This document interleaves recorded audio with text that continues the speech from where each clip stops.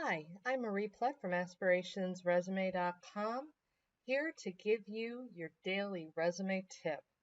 So today I thought I would talk to you about one of the most important aspects of your resume, especially in regards to making that ever important first impression, and that is the header. People look at the header first, especially when it's bold and beautiful, and they want to remember your name. They want to know where you are, and this is ultimately a starting point for your brand.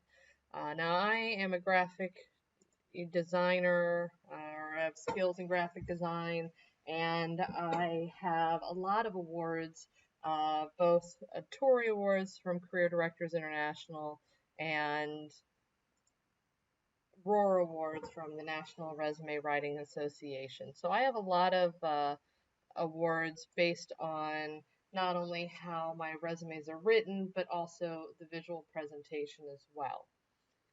Now, there are a couple things that I do to make a resume incredibly memorable, especially when it comes to your name. And one of the most common methods that I'll employ is incorporating the job seeker's initials to make it kind of memorable. This sort of looks like an A and an H for Adam Harrison. This one's a little bit simpler, just an N and a G for Nathan Garfield. Now, this might seem very advanced, but you, as a job seeker, can use this too. All you have to do, like for example, the AH logo, you can do a Google image search, and a lot of these are for sale through like Shutterstock or stock image companies. You can look at all of these items and find one that works for you. I don't recommend, obviously, using logos for initials such as BS or EZ or, things like that. But if your name is suitable for initials, that could be a very good way to go.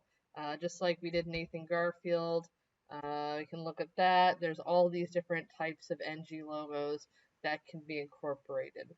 Okay.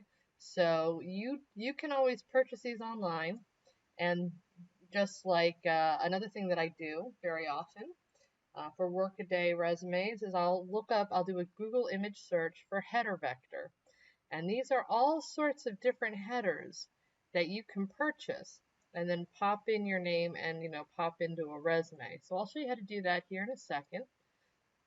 Now, all you really do, like for example, this is surprisingly deceptively simple. Now, I've taken a stock image that I purchased and I just sort of repeated the pattern and blended it here to make a header. This is a little bit more advanced, but you can purchase an image. This is just a PNG image, and I purchased it. I added the name and then I saved it as another PNG image.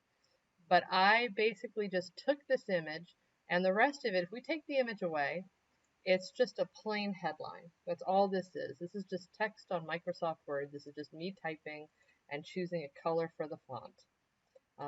That's, this particular shade of purple.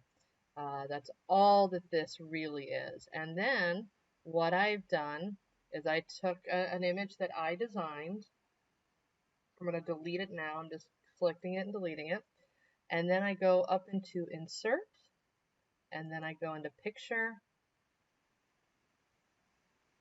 and I find the file where I saved it. I hit Insert, and I can mark it as decorative on the side if I want. But what I do is then I can either go here and go into Layout Options on this little tab and go behind the text, or I can go up to this automatic picture format toolbar that will pop up the moment you insert an image, and go into Wrap Text and go behind text, and now I can just move this freely around.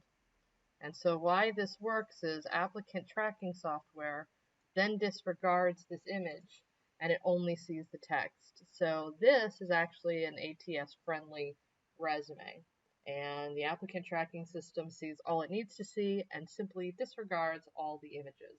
So these are tips on how you can make your header more visually exciting. In the next video, I will show you how to best present your contact information. Thank you for watching today's daily tip. Again, my name is Marie Plett, and I am from aspirationsresume.com. Please contact me today if you are seeking only the finest in resume development.